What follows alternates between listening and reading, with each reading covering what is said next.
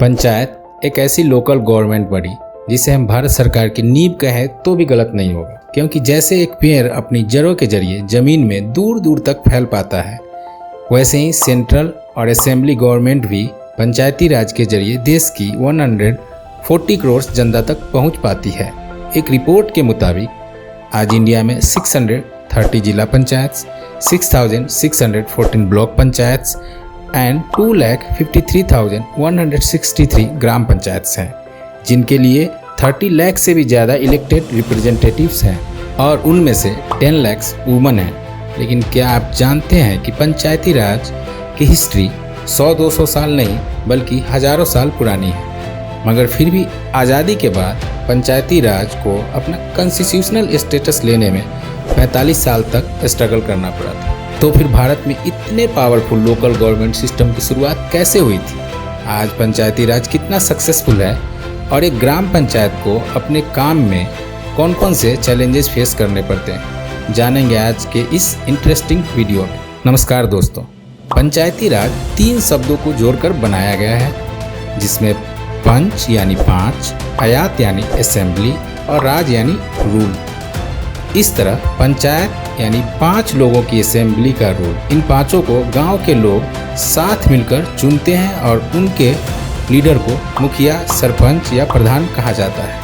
पंचायती राज Indian सब continent की local government का सबसे ओल्डेस्ट सिस्टम है। सदियों से ये भारत, पाकिस्तान, श्रीलंका, नेपाल और बांग्लादेश जैसी एशियन कंट्रीज में अपनाए जाने वाली इस सिस्टम का ओरिजिन रामायण और महाभारत काल से भी पुराना है। तो चलिए पंचायत की हिस्ट्री पर एक नज़र डालते हैं। Evolution of Panchayati Raj in India. वैदिक ईरा। संस्कृत के पुराने ग्रंथों में वैदिक युग में भी पंचायतन कम्युनिटी को मेंशन किया गया है, जिनके लीडर एक स्पिरिचुअल मैन यानी देव हुआ करते थे।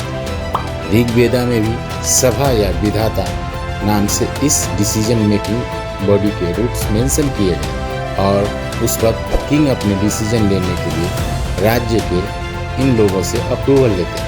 इपिक ईरा। रामायण और महाभारत काल में भी पंचायती राज के इतिहास जुड़ा हुआ है। उस वक्त शहर को पुर और गांव को जनपद कहा जाता था और उस वक्त स्टेट के किंग की काउंसिल कमेटी ही वहां की लोकल गवर्नमेंट के लीडर को चुनती थी, जिसके नीचे डिफरेंट ग्रुप्स में विलेज रूलर्स हुआ करते थे। जैसे कि गांव के राजा या चीफ को ग्रामिक कहा जाता था, जिनके ऊपर आते थे 10 गांव के चीफ, जिन्हें दसप कहा जाता था, और उनके ऊपर 100 विलेज के चीफ को सतग्राम अध्यक्ष कहा जाता था। इन सभी पर अपने विलेजर्स से टैक्स कलेक्ट करने से लेकर उनकी रक्षा करने और गांव की समस्याओं का समाधान निकालने की जिम्मेदारियां हुआ करती थी। एंशिएंट टाइम्स 300 BCE में मौर्यन एम्पायर के द्वारा भी हर गांव में लोकल गवर्नमेंट बॉडीज थी और उनके डिसीजंस में कोई रॉयल इंटरफेरेंस नहीं किया जाता था। उस वक्त गांव के मुखिया को नागरिक नाम से पुकारा जाता था। यही सिस्टम गुप्ता डायनेस्टी में कंटिन्यू हुआ और अब यहाँ डिस्ट्रिक्ट पंचायत राज को भी शामिल किया गया। जी हाँ, उस वक्त गांव के लीडर को ग्रामपति और डिस्ट्रिक्ट लीडर को विषयापति कहा जाता था। हालांकि उस वक्त पंचायती राज में फीमेल को इंक्लूड नहीं किया जाता था। मेडिवल पीरियड 1500 CE में जब भारत पर मुगल राजाओं का शासन हुआ, तब उन्होंने सबसे पावरफुल लोकल गवर्नमेंट सिस्टम बनाया था, जिसे विलायत नाम से जाना जाता था, जिसमें एक विलेज की गवर्नमेंट्स की 3 हेड्स होते थे। विलेज एडमिनिस्ट्रेशन कराने वाले को मुकद्दम, टैक्स कलेक्टर को पटवारी और लोकल लोगों के डिस्प्यूट सॉल्व करने वाले को चौधरी कहा जाता था, जो कि पंचायत के पंचों की मदद से इश्यूज सॉल्व करता था। लेकिन मुगल पीरियड में कास्टिज्म यानी जातिवाद ने पंचायती सिस्टम को धीरे धीरे करके पूरी तरह से खत्म कर दिया। मगर जब ब्रिटिशर्स ने भारत को अपने कब्जे में कर लिया, तब एक बार फिर पंचायती राज शुरू होने जा रहा था। Revival of Panchayati Raj in India. Year 1982 के आसपास वाइसराय लॉर्ड रिपन ने इंडिया में एक बार फिर लोकल गवर्नमेंट की नींव रखी थी, जिसे मुकामी बोर्ड के नाम से जाना जाता था। लेकिन इसे बूस्ट तब मिला जब 1907 में चार्ल्स हॉबहाउस की चेयरमैनशिप में रॉयल कमीशन ऑफ सेंट्रलाइजेशन की फॉर्मेशन की गई। इस कमीशन ने विलेज में पंचायत की इम्पोर्टेंस को रिकॉग्नाइज किया। हालांकि उस वक्त ब्रिटिश ईस्ट इंडिया कंपनी के रूल में इन पंचायतों को ज़्यादा पावर नहीं मिल पाई थी, जिसके बाद 1925 में ब्रिटिश रूल के 8 प्रोविंस में पंचायती एक्ट को पास किया गया और ग्राम पंचायत को ज़्यादा पावर देने के साथ टैक्सेस भी कम की गई। History of panchayat in post independence period. ये बात हम सब जानते हैं कि ग्राम स्वराज की स्थापना राष्ट्रपिता महात्मा गांधी जी का सपना था।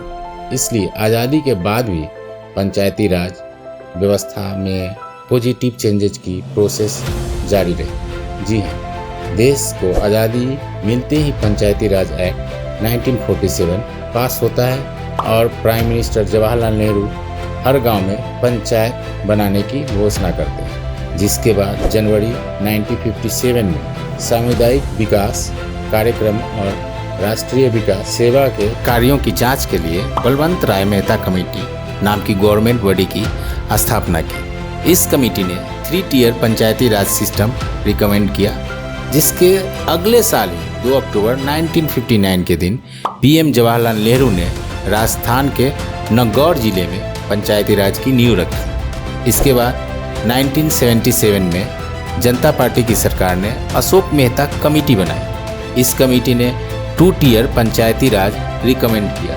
1985 में जीवी के राव कमेटी और 1986 में इलम सिंघवी कमेटी बनाई गई, जिन्होंने पंचायती राज को कॉन्स्टिट्यूशनल स्टेटस यानी संवैधानिक दर्जा देने की सिफारिश की। यही बात 1988 में गर्गिल कमेटी ने भी रखी और फाइनली 1989 में राजीव गांधी गवर्नमेंट ने पंचायत को संवैधानिक दर्जा देने के लिए 64th अमेंडमेंट पेश की।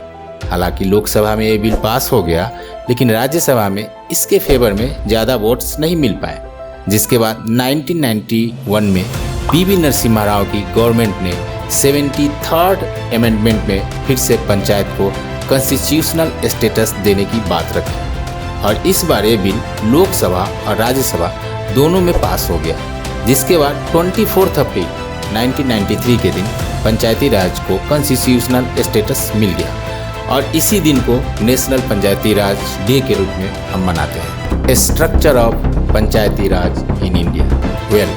पंचायती राज में 2 and 3 टियर सिस्टम यूज किया जाता है, यानी कि जिन स्टेट्स की पॉपुलेशन 20 लाख से कम होती है वहाँ जिला पंचायत और ग्राम पंचायत जैसे 2 टियर सिस्टम को फॉलो किया जाता है, जबकि जिस स्टेट की पॉपुलेशन ज़्यादा होती है वहाँ इन दोनों के बीच ब्लॉक या तालुका पंचायत को जोड़कर 3 टियर सिस्टम यूज किया जाता है। विलेज स्ट्रक्चर की बात करें तो ग्राम पंचायत गांव को डिफरेंट वार्ड्स में डिवाइड कर देती है।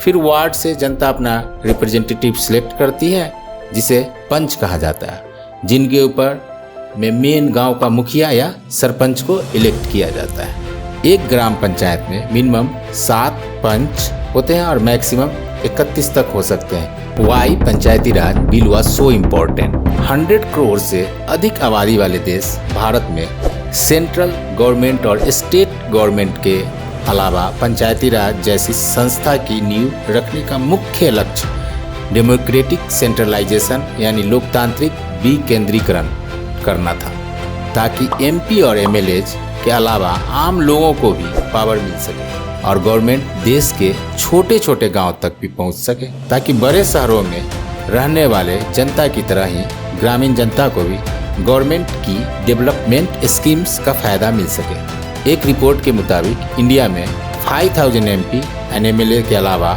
30 लाख रूरल पब्लिक रिप्रेजेंटेटिव हैं, जिसमें से 10 लाख औरतें हैं और औरतों के साथ SC/ST कास्ट वालों को भी पंचायती राज में स्पेशल रिजर्वेशन दी गई। पंचायती राज इन नेबरिंग कंट्रीज। भारत के पड़ोसी देशों में पंचायती राज की बात करें तो साल 1961 में नेपाल में भी गवर्नमेंट ने पंचायत की शुरुआत की थी, लेकिन कई पॉलिटिकल इंटरफेरेंस, पंचायत को प्रॉपर पावर न मिलना और इस सिस्टम के फेल हो जाने की वजह से 1990 में इसे बैन कर दिया गया। वहीं बांग्लादेश में भी लोकल गवर्नमेंट रूल चलाता है।